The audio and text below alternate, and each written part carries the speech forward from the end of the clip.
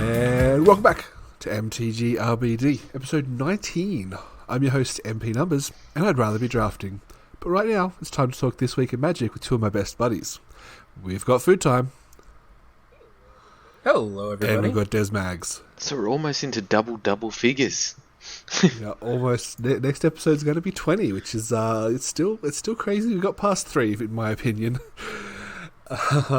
Pretty quiet week this week. So got a couple of things to talk about. New product came out. Some behind the scenes stuff that we can chat about. Amonkhet Remaster was released, and then we're going to have a bit of a chat, a bit of a reflection on the previous Zendikar sets, and maybe make some not sweeping predictions, maybe just some thoughts on what might be coming back or might not be. Cool. Let's jump into it. Now, first of all, I don't have any packs this week, but Food Time, you said you had a Double Masters pack lying around. We can kind of flick through. Yeah. So I'm impatient. It's already open because I wanted to know what my cards were, but it's just all intents and purposes. You guys don't know what's in the pack, so we can kind of go through it as though it was just cracked open. Pretend we have a crack open, pack opening sound, right? So yeah, we can go through the pack right now. So we'll start with the commons. The first card is Defiant Salvager. So it's 2 and a black, the 2/2 sack an artifact or creature, put a counter on it, activate only one time, anytime you can cast a sorcery, so you can't sack in response to things. Next is Rapacious Dragon. That's 4 and a red for a 3/3 flyer. When it enters the battlefield, make 2 treasure tokens. Sylvan Might. 1 and a green instant. Target creature gets +2/+2 against trample. Flashback for 4. Volshock Gauntlets. 2 mana equipment. Equipped creature gets +4/+2 and doesn't untap during controller's untap step. Equips for 3. Up next is Cloud Render Sphinx. That's a great name. Flying 5 mana 3/4. Enters the battlefield, scry 2. Costly Plunder, 1 and a black instant as an additional cast a spell, sacrifice a creature, draw 2 cards. Ichor Wellspring, 2 mana artifact, enters the battlefield or is put into a graveyard from the battlefield, draw a card.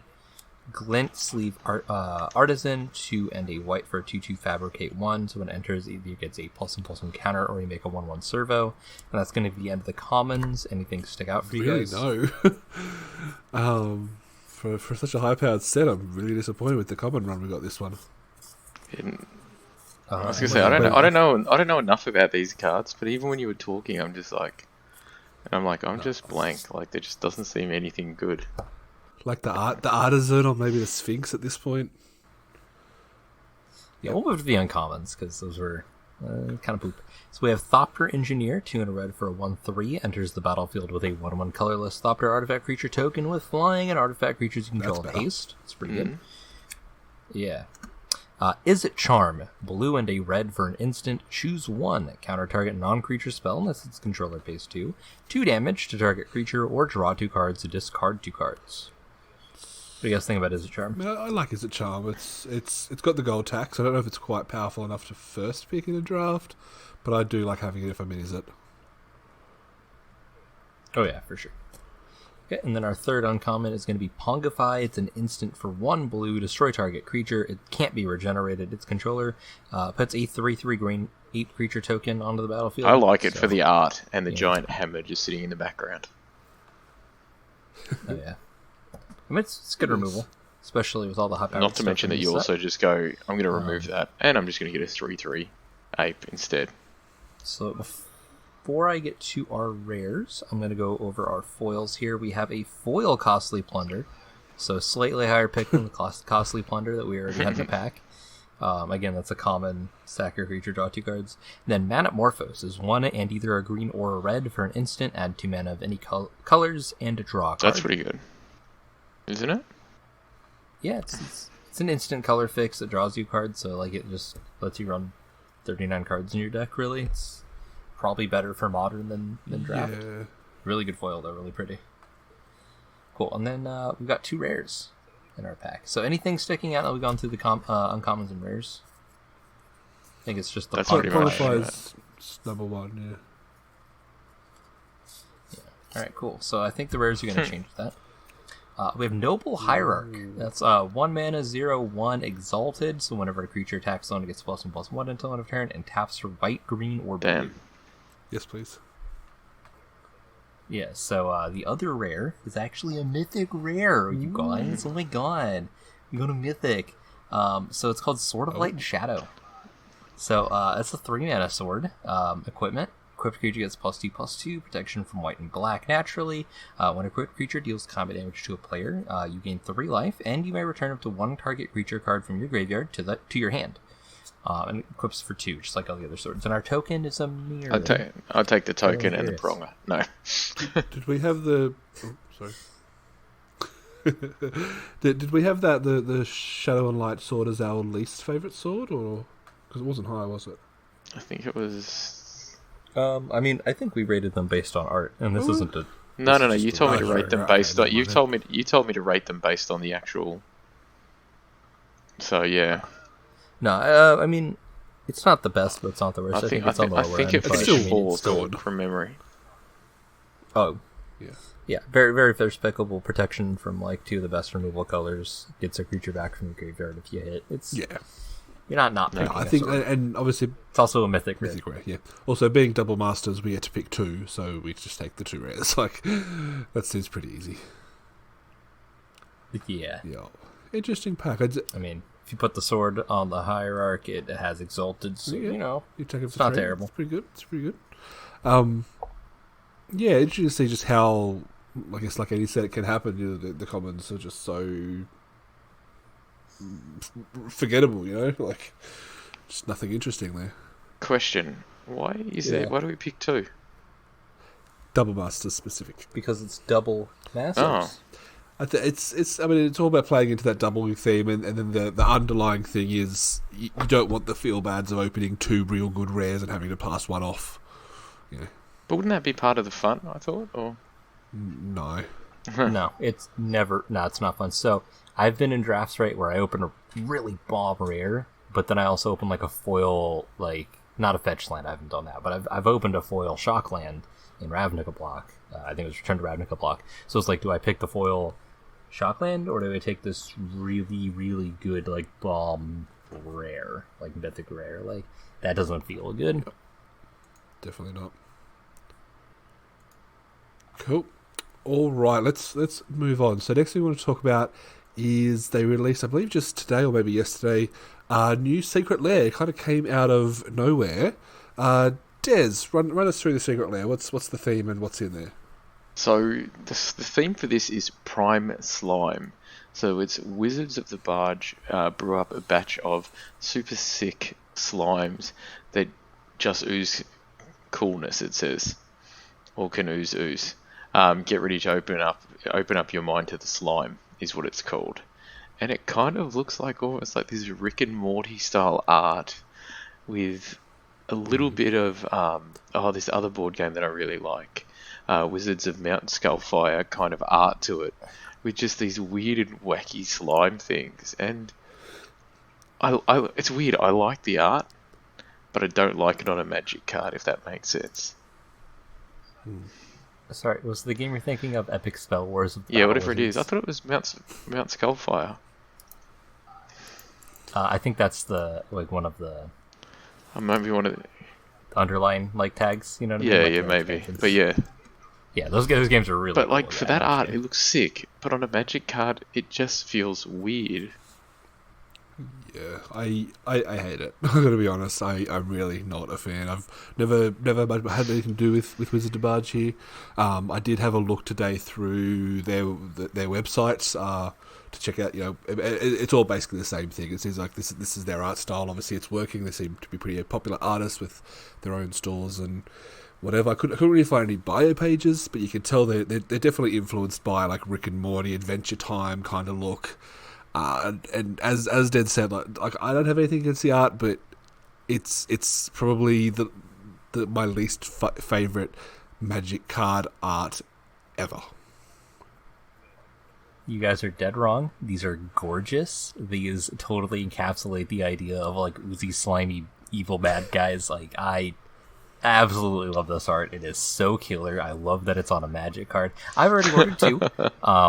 And then, just as a quick aside, the other Secret Lairs that they've released so far have had the foil, what do you call it? Foil stained glass planeswalkers. These will not. These will have something else. We just don't know what it is yet. Yeah. So I'm hoping it's something cool. Hopefully. We should clarify, I don't think we actually said what's in it. So there's an acidic slime, is it mimeoplasm, necrotic ooze, scavenging ooze, and void slime. All slime-related cards, obviously being the theme of slime. You can get it on Secret Lair. It's secretlair.wizards.com. You can go to it. The sale's on for a couple of days. Hopefully it would still be up by the time the podcast comes out. For $30 US. And you'll get it sometime between the 15th of October and the 30th of November. You will get it eventually. Yes. That's true. If you buy it, you'll get it eventually. It might take a while, but you'll get it.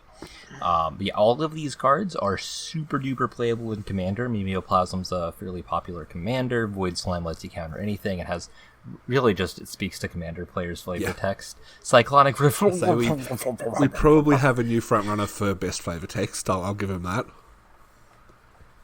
It's pretty good. Yeah, I love everything about these cards. These are also a good thing to point out, not foil Secret Lair, so these will not arrive to you hopefully curled. So that is something to keep in mind. I actually prefer the non-foil Secret Lairs, just because I don't like when my cards curl. Again, that's just personal preference. So. Yep. Also, I'm not sure these cards will look good in foils. There's a lot of just flat color space if you look at them. I don't think they would foil super well. They probably would look okay, but I think I prefer having these as like just their basic art like this. Dude, I love this stuff. It's so cool. I don't hate the art. I just, for some reason, they just don't fit a Magic card at all. Yeah, that's my thoughts as well. Like, yeah, there's nothing wrong with the art. If I saw that art, like, I'd be like, that's a cool picture. But just like in the realm of Magic as I know it, I don't want it there. Yeah, see, I think the Secret Lairs are a good spot to do something like this, something that's so far out of the ordinary. And I also like that they can bring in an artist that's so off of what Magic would normally do. Like, if you remember back the Tattoo Secret Lair, they'd never make a Magic card that looks like that, but I think those were gorgeous. They were good. I was a fan of those ones. I did fire that, but at least I feel like they kind of had an overall feel. At least they kind of went for Magic, and they still kept that feel. This, like, as a board game reviewer, this looks like this would be a cool board game art and cool board game card. But it feels so board gamey and so, like, I don't know, so out there in a way. Yeah, definitely. I don't know. I love it. I want to see more stuff like this. I want to see more Magic cards that don't look like Magic cards as part of promotional releases. Another thing to mention is that most of these cards really don't have that much secondary market value. Most of these are like really, really cheap cards. So printing them in art that is so much different from normal, I think gives them a lot more value than it normally would. If these just like looked like alt art Magic cards, I don't think anyone would care. There's already alternate arts for Scavenging Ooze. Void Slime's not super played already. Mimeoplasm already looks like super cool. I don't think anyone would pay $30 just for what is essentially an alter of it, but I think the whole package together and the fact that it is just so different is kind of what puts it over the edge. Yeah, it's kind of interesting, just going off topic completely, that they didn't include, what's that new one, is it the Biogenic Ooze that makes tokens? They, like, a lot of the Secret Lairs have come with special tokens as well, haven't they? Yeah, Biogenic Ooze would have been cool. Umori, the legendary from Ikoria, would have been really cool. But I think these are all iconic, like, just really iconic slimes that have been in the game for a while. Yeah, Biogenic's a newer card. Yep, for sure. Cool. Well, that's Secret Lair. That's our thoughts. Obviously, Food Time, big fan. Des and I, not so much. Obviously, let us know. See, I'm on the fence. I feel like you're or not. Food Time is definite. I'm like, I like the art, but I don't like the Magic card sort of slammed together, and I think that's more what it is. Fair enough. All right, let's move on now. As we said, Amonkhet Remastered did come out over the weekend. Last week we talked about it. White and green had been revealed. Now, obviously, all colours have been come out, and it is available on Magic Arena for you to play. A little bit disappointing. It's only available in best of one player drafts and sealed, meaning you either need to shell out 4,000 gems for sealed, or 10,000 gold, or 1,500 gems to do a draft, and if your draft goes anything like mine, unfortunately you only get to play 3 games and you lose all of them. Have you guys played yet? Nope. I have not had time. It's a lot I'd have to grind out just to play Amonkhet and probably lose. So I have not put forth the time towards it. I've just been I don't have the gems or the coins. Yeah, that's right. Like I had about 12,000 gold left after my jumpstart splurge. So we did that one draft for time you were watching me. We ended up in a rare, almost close to mono red removal with some little creatures that was just missing a bit of reach and couldn't quite get there. So yeah, it was fun. Definitely enjoyable, but I'd like to do it again, but I don't have the interest in grinding up another 10,000 gold, as you said, and I'm not going to spend my real life money on a Magic Arena either. So I don't know if I will. But that might change if I get the itch. I might drop a couple of dollars or start grinding again. But the set does seem fun. I think what they've done is pretty good. Like there's definitely a lot of good decks that the 3 decks I played against were all solid builds, and yeah. Remember when they were giving us free drafts every time a new set launched? That was good. Yeah. You should do that. So they've only done that with actual sets though, not special promotion. They did it with Ikoria. Your first Ikoria draft was free. Amonkhet Remastered is not an actual set. Excuses. It's literally a digital card game. There's no reason they couldn't give everyone a free draft. It doesn't cost them anything. Question. Sorry. If this was if you could do this a 3-game draft, would you be more likely to buy the 1,500 gems? Yep. Okay. Yeah, if it was available as a best of three rounds of 3 player draft. Well, it is a player draft, yeah. But I'd definitely be more interested just because I find that more fun. But it's better than best of 1. Yeah, I wouldn't change my mind either way. I'm still not gonna spend actual dollars on draft. But yeah, good set. Like I said, I might get the itch, and if I do, I'll tell you guys. We'll go from there, right? Mm-hmm. Yeah, for sure. Can we talk about, for just like 3 seconds, how cool the Amonkhet playboard is? Yes, how good is it? It is so rad. It's like you're just above Amonkhet looking down. There's like the sand swirling everywhere. They put so much work into it. It looks really nice. So the artists, whoever put that together, you're like, shout out to you. Good job. The only downside is, at least I couldn't find any clickables. Like, at least the first set of maps, there's little things you can click on. But this one, there doesn't seem to be anything. I forgot there were clickables. I forgot we were playing Hearthstone. I'm sorry. I don't mind. I don't mind a little bit of distraction when people are roping out because I'm beating their face. Oh wait, that doesn't happen. Oh, never mind. I was going to say, were you watching somebody and thought you were playing? Cool. Yeah, I'm okay. It's a good idea. Like I said, I'm still interested to see what sets they decide to remaster next and how they go about it. I guess we just have to watch this space for Wizards to tell us more than anything. Yeah, for sure. So I think moving on, speaking of Wizards, they've actually made a bit of a move this week. Have you guys heard about Spell Table? Yeah, you play on that, don't you, with Zuby?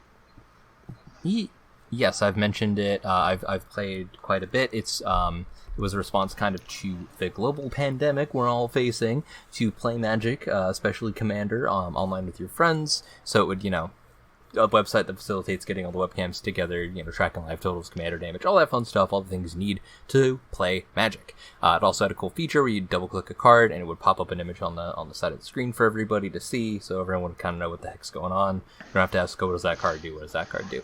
This has been bought by Wizards of the Coast. This program was made by individuals who just wanted to help people play Magic, and now they've been bought out by Wizards of the Coast. We don't know how much they were paid for it, but we can imagine it was a pretty good amount. They have refunded all of their patrons for their last month on Patreon, so they gave all their money back since they, probably got, I would say, probably pretty decent payout. So what do you guys think about them buying this service?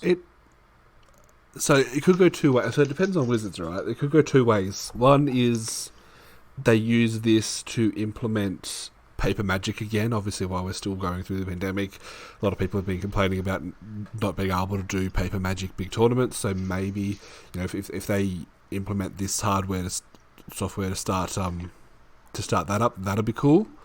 The other end of the spectrum would be they decide to monetize it and they don't implement any high-level play, but just make average users like yourself have to actually pay to have access to do what you're doing for free.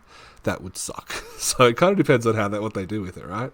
Could they possibly be buying it just to get it out of the market because they're afraid that things, or to take the code, rewrite it, and reutilize it? Say, for example, so stores can have like store Magic play or something like that, or it'd be cool. It's probably closer. Yeah, they wouldn't just buy it out and get rid of it. I think, that would probably kill Magic more than like them canceling the reserve list. They would actively be like harming people Magic if they did that. It would literally be stopping people from playing Magic, which they don't want to do. No, that's literally the opposite of what they want. They want more people playing as much of this game as they can, because the more people are playing it, the more they're buying it, etc., etc. So I think they're probably going to go the route of getting this set up at the local store level to try to help people, like you said, try to get, maybe F&M's fire and trying to get games going. Maybe trying to get tournament play going with paper cards. That would be fantastic, because like you can't play Modern on Arena and no one's going to watch Magic Online. It's just no one's going to watch that anymore. It looks like poop. Yeah. I'm sorry. It's just people don't care. So the concern I've seen online is, they're going to start making us pay for it. I don't think they can do that, because we'll just go back to using Discord or Zoom or something else to facilitate these games. Like they can't, or somebody else will make Spell Table 2 Electric Boost. I'm sure part of the sale was probably I will not make another version of this for the guys that actually bought it, but I'm sure it's not hard for someone who knows programming and stuff to just do it again. No, to do it themselves, like the next person. Yeah, from what it looks like, as far as I can tell, the person who made Spell Table is still going to be actively creating and working on it. I think it's just that they now work for or were bought by Wizards of the Coast. I mean, it's good for them, like if you're a friend or a fan of theirs, that's kind of the goal, right? You make your thing, make a lot of people happy, and then make money from it. Win-win. Yeah, this is fantastic. This is love to see it. I've been able to play Commander in quarantine. This is fantastic. So I'm glad. Yeah, for sure. Yeah, just Wizards don't fuck it up. Wizards do the right thing. Cool. Any last thoughts on the Spell Table stuff? It's exciting. I think it's also good that Wizards has actually gone, this is such a great idea. We want to help support it. And hopefully it means that they are trying to help revitalise that paper Magic. Because I do feel in the past there has been a lot of online. And paper Magic has felt like it's a bit on the back burner. Or is that just me that feels that? You're right, but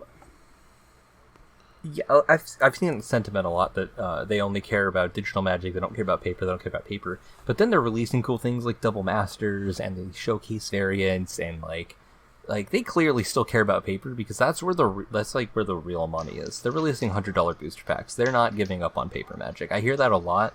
I see it a lot on Magic Twitter, where everyone's a little doom and gloom. Way too much. They're not killing paper Magic. That's not happening. That's the farthest from what they want to do. Like, paper Magic is where all the money is. Digital Magic probably is making them a lot, but there's no guarantee that's going to stay around, and paper cards will. Even if Wizards of the Coast stops making Magic, people will continue to play this game. It's that popular. It's that well designed, I think. So cool. It's not going anywhere. All right, let's move on and talk about Zendikar. So Zendikar's like, what, 3 weeks away, 4 weeks away? It's close, right? I don't even know anymore. They release so much product. It's September sometime. It'll come out. Yeah, I'll we'll buy it. I'll get to go to a pre-release. You guys won't. So, what we thought we'd talk about before we do our official predictions about whether once the sets, we start looking at preview cards, because nothing's officially been released yet. I don't think there's really been any leaks yet either. Well, I haven't seen them, but I don't look for them. yeah, a bit of a reflection back on what original Zendikar and Battle for Zendikar blocks gave us, some ideas about what we maybe can expect, and just a conversation about what we thought about the different mechanics and themes, and maybe what we're hoping more than anything for Zendikar. Well, here's a funny fact. So you know how you said Zandikar's in probably about 3 to 4 weeks, depending. So the original Zendikar was released in October 2009. And the actual pre-release event was held on the 26th to the 27th of September. So it may actually be released almost the exact same day. It's going to be close. 2009. It's been 11 years. Yeah, and you know what's funny? This is the original Zendikar block. And what's actually really funny is September 26th and September 27th, the days that it was originally held on, are actually a Saturday and a Sunday. So maybe we get a full 11-year kind of back cool, to the like Zendikar. 11 years to the day. That'd be cool. I'm sure the exact dates are out there, but I'm not going to bother looking. I just read the exact dates. No, but the exact dates for this one to be released. I'm sure they're out there somewhere. Yeah. Okay. Cool. All right, let's talk about Zendikar. So for those of you who didn't play in Zendikar, like myself, it's Zendikar as a world it's a world that at the time of the original release, it's kind of like our world. Like it's a bit less civilized than you would consider an Earth style world to be. A lot of forests, a lot of wild plains and whatnot. And the biggest thing that stood out on the plane is the hedrons, at the time, strange and mysterious things that covered the lands, and nobody really knew what they were. They just kind of floated around doing nothing. Obviously, at the end of it, we discovered they were created by Nahiri, the Lithomancer. Is that right? Yeah. Lithomancer. Called Lithomancer / Planeswalker in an effort, as long as... start again. Was created by the Lithomancer Nahiri / Planeswalker Nahiri, who used them to trap the Eldrazi, Ulamog, Kozilek, Emrakul, along with Ugin and Sorin. Yep. Until the pesky little elf Nissa came along and decided to let them out, which started all of the Eldrazi nonsense. Right? That's about it? For the most part, yeah. Literally, Soren said, "Hey, Nissa, don't release them." And Nissa was like, "But if I release them, they've been trapped here so long, they'll just leave." And then they ate her planet. Yeah. I didn't know any of this, so I'm just listening and thinking. But this is kind of funny. Yeah, it's pretty cool. And then obviously, so Zendikar itself didn't have much, but I believe the following set, which was World Wake, is where we started to see the Eldrazi emerge, right? Yep, that's because the world was waking. And then did they defeat them in the original block? No, so the Rise of Eldrazi happened, we saw Eldrazi, they just started eating everything, Gideon was there, he started putting it together a defense, and then we left the plane to go see what was happening with New Phyrexia, essentially. But that's the story for another time. Yeah, for sure.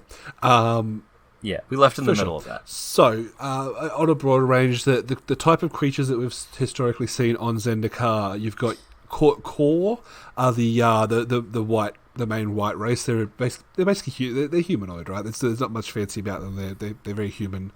They're very religious built. They kind of made up these gods, which are actually the Eldrazi. What was it? Amara is what they thought Emrakul was, because the ruins they used to worship their gods are so faded and worn they couldn't translate properly. So they have Amara, who was an angel, as opposed to Emrakul, who's a spaghetti monster. Is it just me, or do they kind of look like snow elves almost? Like they're almost like these albino elves. Yeah. Yeah, they're just like albino humanoids. Essentially. Obviously, the as we said, the main one that stands out, Nahiri, who is a planeswalker, who we'll talk about as we go forward. The other races, there's races of merfolk. Obviously, they're the blue aligned race. You've got vampires, heavily black, goblins, ogres, the usual red nonsense, nothing fancy about those. And green is the elves, which again, notable elves would be Nissa Ravain, who is a main story character these days, and I'm assuming he's going to come back in force in the new set. Oh my god. I'd imagine so. There's Jeffrey the Battle Cat. So when I first learned Magic with Battle of Zendikar at PAX Australia, And one of the cards that I opened that won me the game that made me fall in love with him is called Jeffrey the Battle Cat, as I've nicknamed him, which is the Terror Stomper. So Terror Stomper can't be countered. It has trampling, it's an 8/8, and it's just this giant, like, 6-leg cat that I nicknamed Jeffrey the Battle Cat. And he's in the original Zendikar, and that just made me so happy. I'm sorry. Cool. Good offshoot there.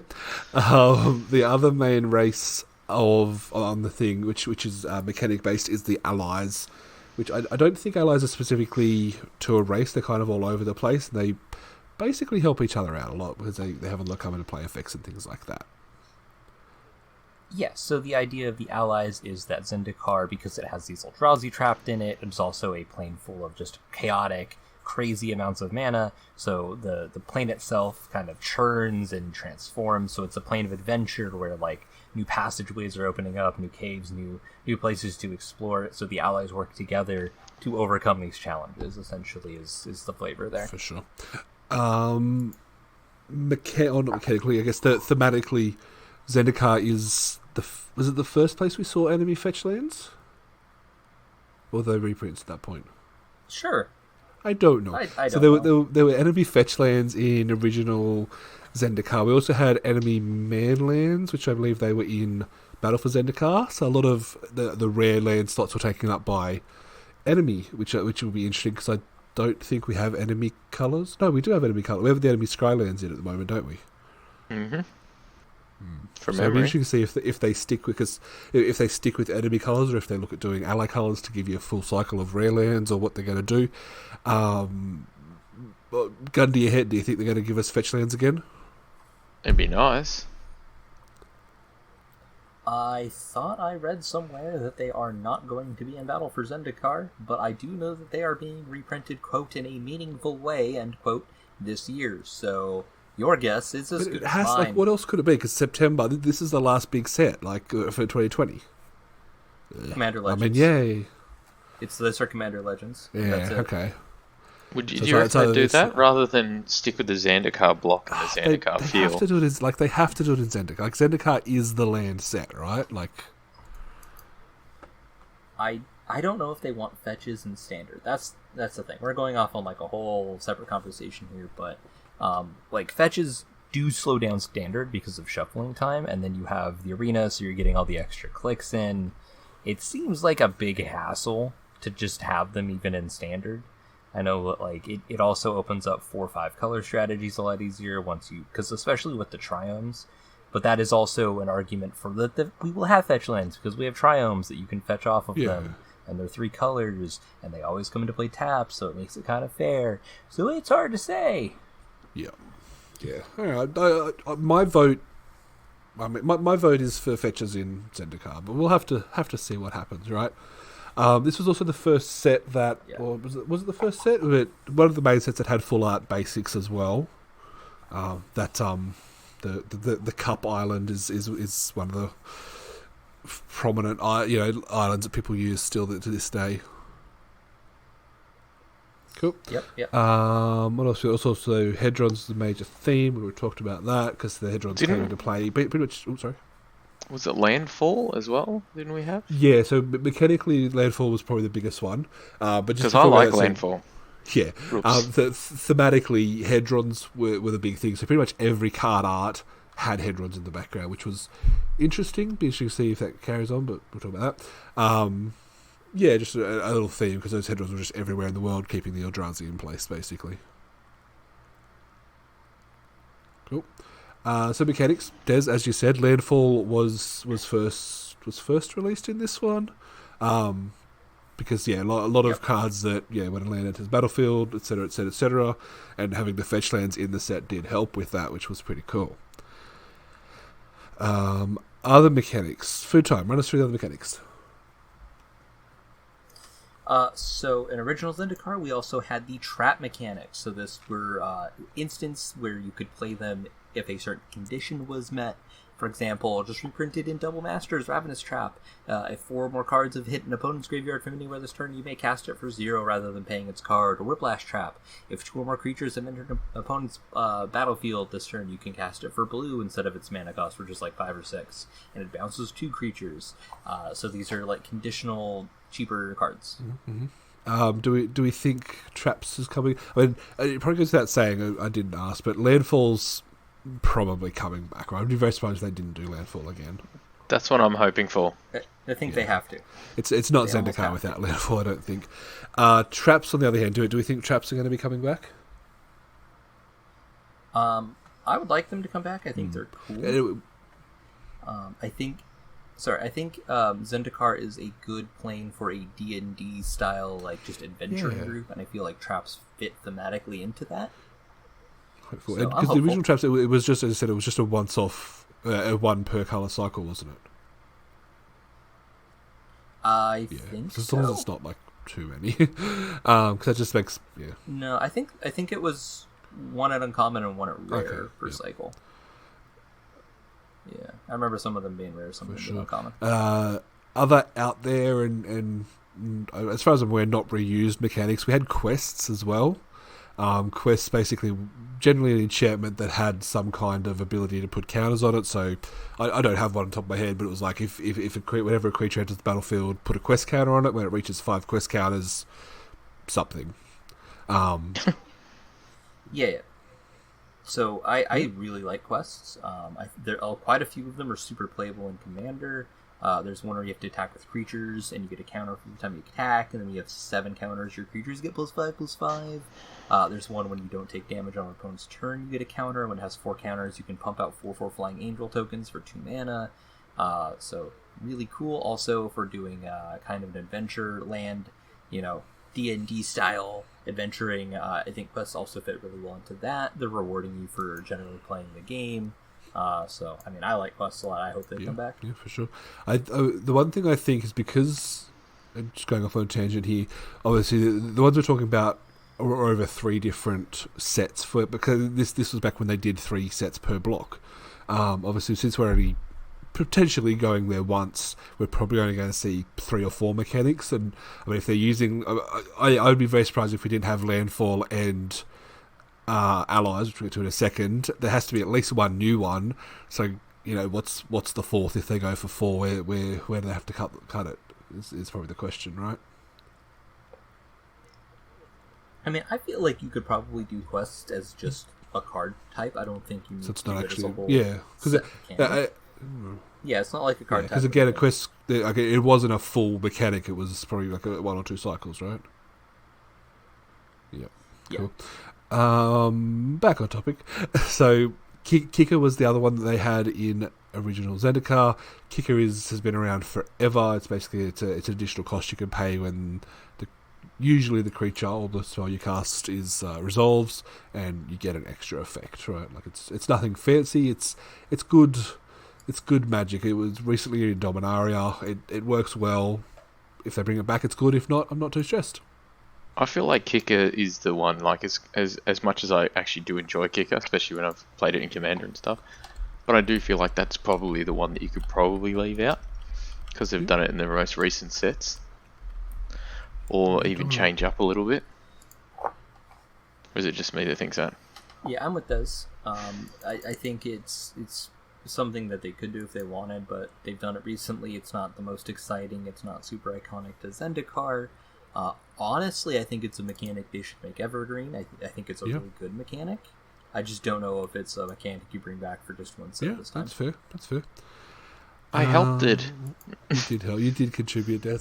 Good job. The last primary mechanic in original Zendikar was allies. It wasn't technically a mechanic. It wasn't a named mechanic as far as I'm aware. But in the original version of it, basically many of the allies had abilities that when this creature or another ally enters the battlefield, all allies get something, or it could even be draw a card. Like basically, whenever an ally, the creature you're casting or another ally enters the battlefield, something happens, usually benefiting allies. That was changed a little bit with the Battle for Zendikar, where they changed it to keyword, which was rally, which the big difference is it affects all creatures. So instead of the ally version being when this creature in the battlefield, all allies you get control get +1/+1. The rally version is all creatures you control get +1/+1, which is better. Like it's especially in a draft environment, you don't have to focus hard on doing allies specifically. You can have one or two of them in a otherwise non-ally deck. I'd like to see him do that, do the allies, but do it more like the other one. Yeah. With rally. Yeah, if they do it, they've got to do it the rally way, because the original way, obviously they fixed it, I guess is how you can look at it, right? They fixed it to the rally. Yeah, just don't do cohort. That was that cohort was in battle for, was in technically for Oath for Gatewatch. BFC, I think my thoughts at this point is there's going to be a lot more. We're going to be a lot more like the original Zendikar rather than Battle for Zendikar, because obviously Battle for Zendikar mixed things up. It was full war mode, like the Eldrazi were running rampant, and basically the world's being destroyed, and it's the last ditch effort to keep the world alive, and they end up killing two of the Eldrazi, spoilers, and then the third one got sent away and trapped in a moon, again, spoilers. But yeah, so a lot of the mechanics in Battle for Zendikar related to those Eldrazi, right? Like you had the Devoid, you had another one that I can't think of. You had Devoid, obviously the Eldrazi. Ingest, yeah, the processor theme. Processors. So, I mean, my understanding of the story is that the Eldrazi are all dead, right? So the chance of actually seeing Eldrazi again is probably going to be low. They said there are not going to be any Eldrazi in this set. That's what they said. Yes. So you are actually missing a mechanic from the original Battle for the original Zendikar block. There was a mechanic in Rise of Eldrazi called Level Up. Oh, was that remember this mechanic? That didn't come up in my Wikipedia. Yes. Take it away. Yeah, that was in Rise of Eldrazi. So it was a mechanic to help balance out the fact that you're going to be playing, spending all this mana on these big Eldrazi.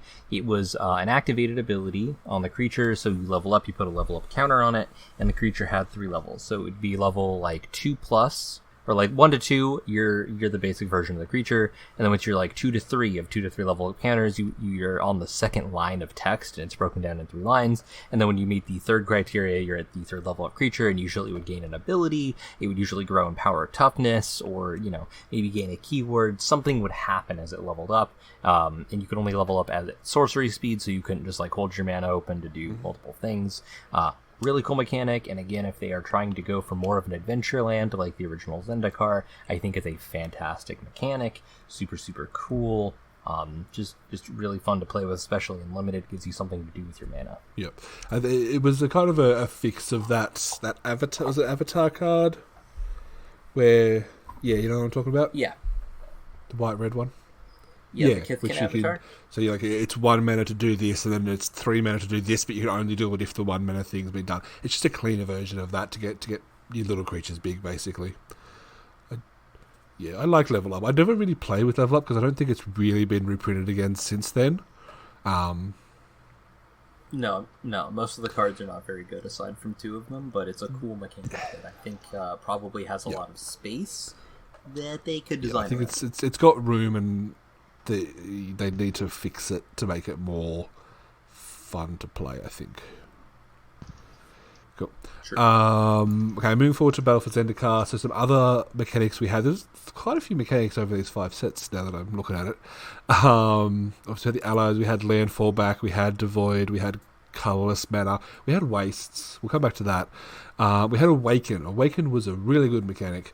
I really liked it. It was attacked onto a spell, an alternate casting cost for spells, in which you pay extra mana and you target each awaken cost had a number, right? So you'd cast a spell, you target a land, you put X +1 or that number of +1/+1 counters on that land, and it becomes a creature if it wasn't already, and it has haste. So it's basically just you can cast your spell, you can cast your 3 mana creature removal, or for I think it was 6 mana you can kill a creature and make a 4/4, which alternate ways to cast spells with neither of those ways being free is pretty cool, right? Agreed. Yeah, it's Cool. it's fantastic. Foodtime, you talked about Cohort. What did that do? Yeah, Cohort is tap an ally you to control to get a bad effect. It's just the worst possible thing you could have done with allies. I don't want to see it again. Let's go back to Rally. Yeah. Pretty No, good, right? you also had to tap, like you had to tap that creature and tap an ally, right? Like you usually tap two creatures to get like nothing, basically. Yeah, it's awkward and clunky and not great. Let's just forget it exists and move on with our Cool. lives. Sounds like a plan. We also had some other small creatures. So support was another one that was out there. I actually don't remember what support was. You might have to. Hopefully you do. Yeah, so you cast a spell, it has support tacked onto it, and you put that number of counters on any number of creatures you control, I believe. So if it's like support 2, you can put up to 2 +1/+1 counters on up to 2 creatures, I believe, and they could be for you and your allies. Because this was like, hey, come do a 2-headed giant pre-release set. Yep. For some reason. Yeah. And it was, I mean, coming back to the theme, that was like also the Gideon's army getting bigger to fight the... Yeah, support N means put a +1/+1 counter on each of up to 10 N target creatures. Yeah. That's it. We also had Surge. Was Surge the one? Surge was the 2-headed giant focused one, right? Where your teammates can cast spells for you? Or it costs... You go. So you or a teammate cast a spell this turn. The spell cost Surge cost instead, almost always cheaper. And I think if I'm remembering correctly, certain cards where if you cast a Surge cost, you got a bonus effect. Yes. Yep. Yeah. Yeah. Yeah, alternate rulings. I don't remember any of them. I don't play 2-headed giant because I don't play nicely with other people. But yeah. And then what else we got? We got Rally. Converge was the last one that we need to talk about. Converge was an ability word. And it depends on the colours of mana used. So it's kind of like Chrome. Was it Chrome? No, Chrome was completely different. Kind of like Sunburst, right? Where it's better on the colours of mana and how many different colours of mana you spend to cast this specific spell. Yeah. For sure. So, like, I enjoyed Battle for Zendikar, but if we're looking at the mechanic side of things, like I said before, I would much prefer to see the original mechanics come back. Awaken's probably the one that would really I'd want to see again if they had to get one for Battle for Zendikar. We know that some of them, like the Devoid and stuff, won't happen because they're pulling away from Eldrazi in this set. I don't know. What do you guys think?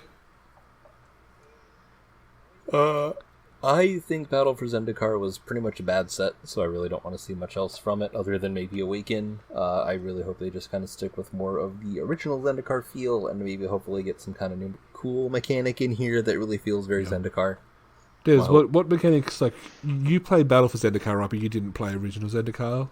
No, I actually really liked Battle for Zendikar, and that was the one that got me into it, so...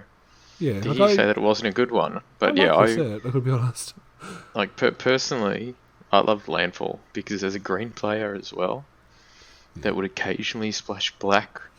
I felt like Landfall was just cool, like especially for me who was I think one of the decks I made when I first played in the first ever tournament was a Landfall deck, and it literally was just like spew as much land as you can, and then my creatures just got so big you couldn't deal with them.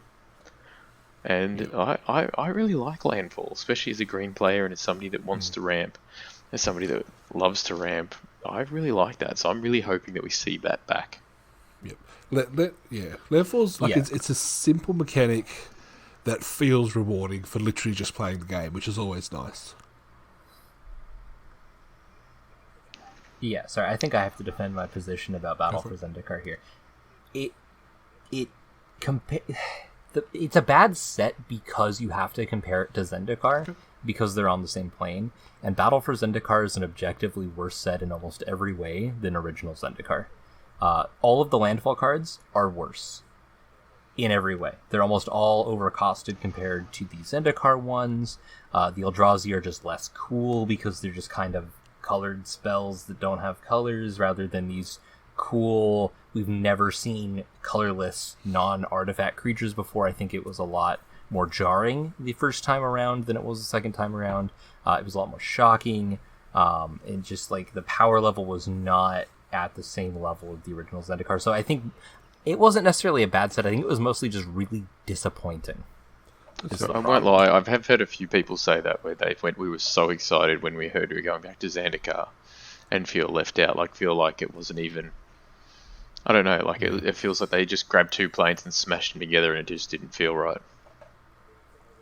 Yeah, they spent all the time focusing on the Eldrazi, and people really just liked actual Zendikar. So I think this is them going back and fixing that mistake and hopefully giving us what we, said we wanted, but, players always say they want one thing, but they really never usually know exactly what they want.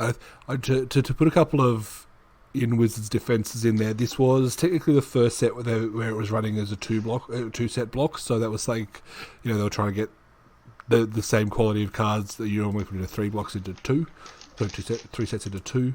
And it was also the set where they, except for Origins of course, where they first started really putting emphasis, like a hard emphasis on the Gatewatch story, obviously being Oath of the Gatewatch. So that could have pulled away from their creativity. I don't know, does that make sense? Yeah, it all of these help pull away from the fact that we're on Zendikar, and it's like, oh, we're doing the Gatewatch story and the Eldrazi thing, and then there just doesn't feel like there was enough room to let the plane itself flourish. It felt like we needed a whole set to go back to Zendikar before we jumped into a war, but with the circumstances of the story and the way it was, and it's like, hey, the Eldrazi have been here and we're coming back to it, I understand that, but people have this fond memory of Zendikar being this, like, powerful land set with this cool adventure theme, and when we went back, it was just disappointing compared to what we had originally. If that makes sense. All right, so before we wrap up tonight, let's make some, as I said, not necessarily predictions. We're not going to hold anybody to these thoughts we're going to share, but just what we think we're going to see. Considering we've really seen nothing except for some box art and some booster art. Considering that we ended the story of Zendikar with the Eldrazi being destroyed, but the world also being pretty much destroyed, my thoughts are that the set's going to be more kind of post-apocalyptic story, like obviously not post-apocalyptic, but it's going to be a story of survival, a story of regrowth, a story of the remaining people banding together to rebuild.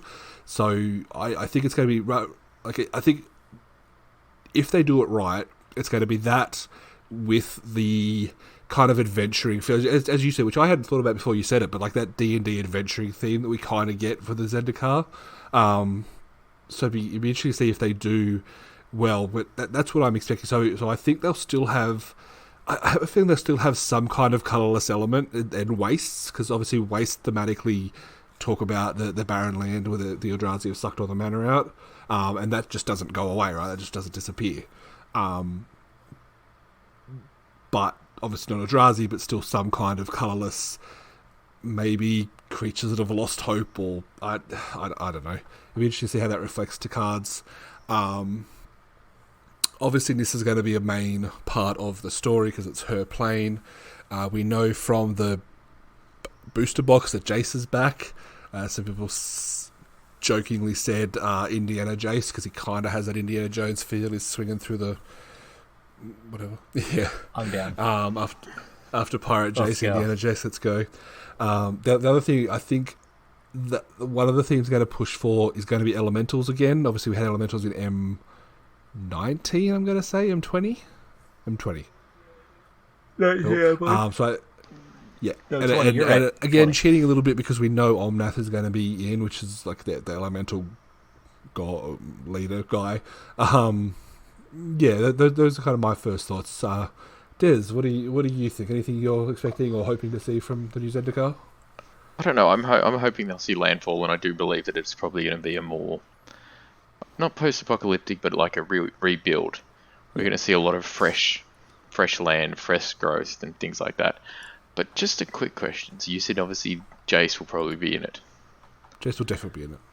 Are we getting over seeing these powerful blue? After we have had like 600 Teferis, that has kind of literally been a lot of, I don't know, like it's kind of like I've seen 600 Teferis that do all these things that seem to be all awesome, and then you've got Jace. Now we've got Jace. We're bringing back Jace after he was prior to that in a whole heap. Are we sick of seeing the blue Planeswalker as the main Planeswalker? Wouldn't we like to see something else come out, like Gideon come back or Nissa step up or something like that? I know that, but you know what I mean. Like, but I'm saying like a white Planeswalker come back and actually be good, or a green one, because I feel like right now, if you open up a Planeswalker and it's not blue, there's no point even bothering with it. Food time? I mean, I don't play Standard, so I couldn't tell you, but I know Teferi's a problem. I don't think the 4-mana Teferi is nearly a problem that 3-mana Teferi was. I don't think that necessarily the blue Planeswalkers are overpowered. I think just the blue-green decks that are able to pump them out so easily are. The most problem Planeswalker in Standard, I could probably tell you, is Ugin, who is colorless anyways.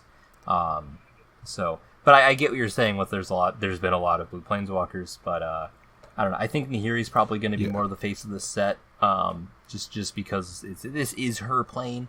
I think Jace is just going to kind of be there because he was there for the original Zendikar World Awake block, and they, trying to get that nostalgia in there. Plus, if we can get Adventure Jace, I just want to collect a bunch of cosplaying Jaces at this point. We had Pirate Jace, but we also had Investigator Jace, and now we're going to have Indiana Jace. So let's go. I'm down for it. Yeah.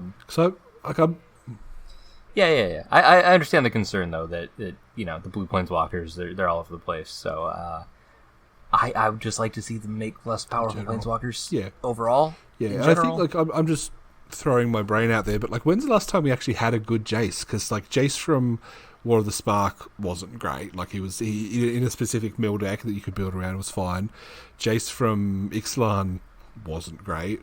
Jace from Shadows over Innistrad wasn't great. Has there been other Jaces that I'm forgetting? There doesn't need to be another good Jace. Yeah, man. And to be fair, I've seen that in about 6 decks since I've been playing. Six different sets since I've been playing, and I haven't been playing that long.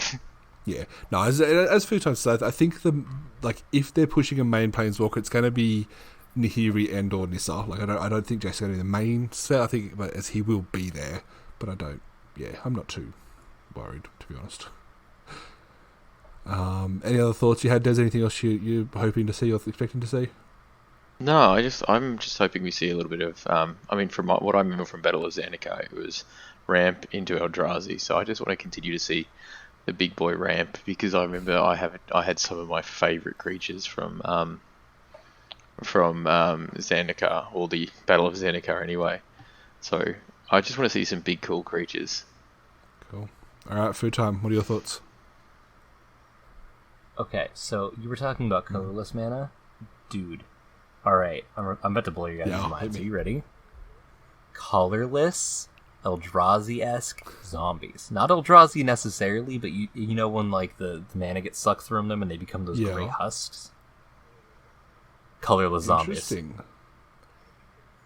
That would be pretty sick. I'm just saying that, like, you get like the dusty, like ephemeral kind of. Oh, that would be really cool. It'd be really creepy. I think it would fit the story really well. I don't think they're gonna do it, but man, that'd be really cool.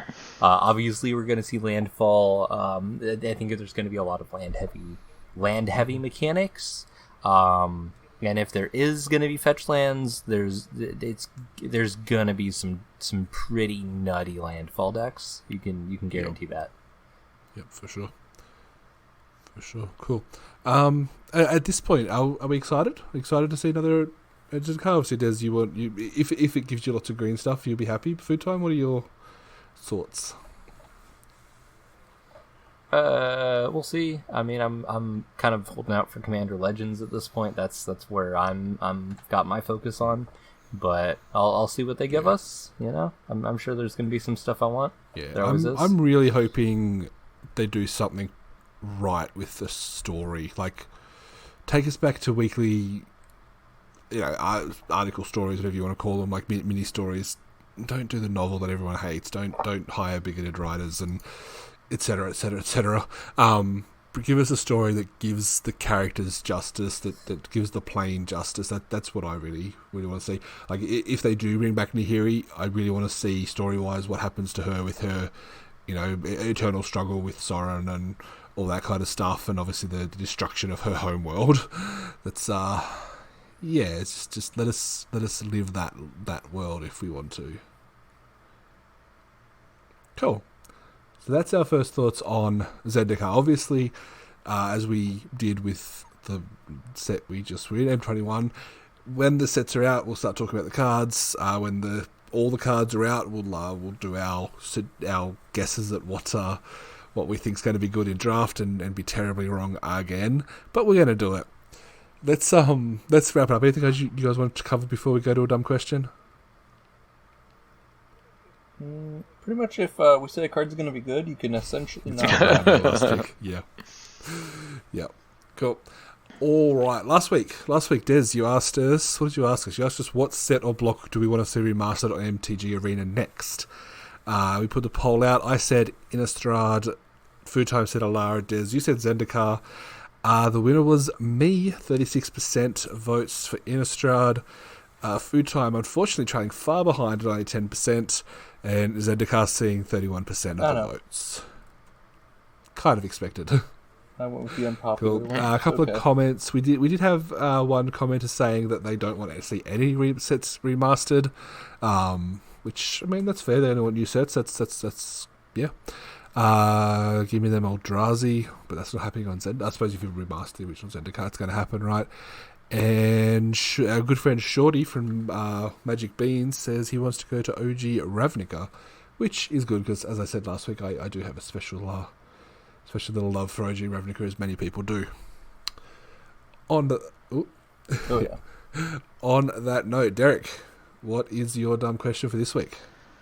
Okay, so you are allowed to bring one card that isn't one of the Shocklands or the lands back from the original Zendikar to the remastered. What is it? From the original block? The original set of Zendikar. Oh, okay. That changes things. I genuinely don't know enough about the cards in Zendikar. I couldn't even tell you what cards were in Zendikar. I might have to skip out of this question this week. Oh man, my dumb question. What about the block? Would the block make it easier? Probably not. I'd have to look. Look, this was in my hiatus. I literally didn't play. I've literally never played this set except for some like chaos packs I've picked up here and there. And obviously, Jace the Mind Sculptor is the first one you think of, and Stoneforge Mystic. Was Stoneforge Mystic? Yeah, Stoneforge was in Zendikar. Yeah, those are both in Worldwake. Yep, that's why Worldwake was such a chase set. And it was a small set, which means you have a better chance of opening them. Yeah, I'll have to skip out this week and not give an answer. So, Foodtime can give two, I guess. Des, did you have an answer yourself? Well, there was one that I like that I've played a few times, which is Day of Judgment.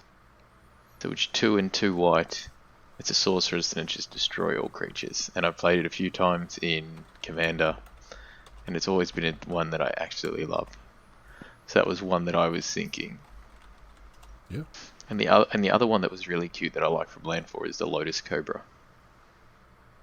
I also played that in a... We'll give you that one then. So Lotus Cobra is 1 in a green. It's a creature, it's a snake, and it's landfall. And it's whenever a land enters the battlefield under your control, you may add 1 mana of any colour to your mana pool, which I think is kind of cool. And that was one that I had in I think in my first ever modern deck I made. As you can tell, I didn't do well in modern. Foodtime, how are you looking? Well, I was going to say Lotus Cobra, but y'all took that. Nah, that's fine, it's fine. So, it is a land, but it's not a shock, it's not a fetch or anything. I would like to see Volakut, the Molten Pinnacle. So that's not a mountain, but it's a land that taps for red, and then it has the text, I believe it's whenever a land comes into play, if you control 7 other mountains, it deals 3 damage to target creature or player. So you just start playing mountains, and they start lightning bolting people. It's a good time. I actually had a feeling that... I don't think I had a feeling Numbers might pick the Eldrazi Monument, which is 5, and it says creatures you control get +1/+1, have flying, and are indestructible. At the beginning of your upkeep, sacrifice a creature if you can't sacrifice Eldrazi Monument. because that just feels like his kind of play. It lets me attack better. I like it. Cool. All right. Well, as always, guys, we'll put the poll, or not always, because I don't always do it, but I will put this one up as a poll. You can vote on it on my Twitter, numbers_MTG, or select the other option and put your own comment in it to get mentioned on the podcast next week. All right. I think that wraps it up. Guys, anything we want to talk about? No, man. Okay. In that case, Des, where can we find you? So you can find us on DerekMags81 on Twitter. You can find my website at desdoes.com, or I'm streaming WoW on a Monday, Wednesday, and Friday at twitch.tv/Desnado. Awesome. And Food Time, where are you? Yeah, you can find me on Twitter at Foodtime Gaming, twitch.tv/Foodtime. I actually am planning on streaming this week, so if you hear this, check it out. I'm going to be streaming some Persona because I'm just on an anime game kick right now. Maybe some Phantasy Star while I'm at it. So, watch me be a weeb, I guess. That'll be fun. For sure.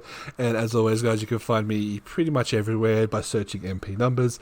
On Twitter, it's numbers_MTG, but we are on YouTube, Facebook, Twitch, all that kind of fun stuff. Don't forget to check out the merch store for Get a Rather Be Drafting shirt. The link will be in the description. And that's about it, guys. Thanks for chatting with me again this week. Let's do it again sometime. Heck yeah. Bye. Laters.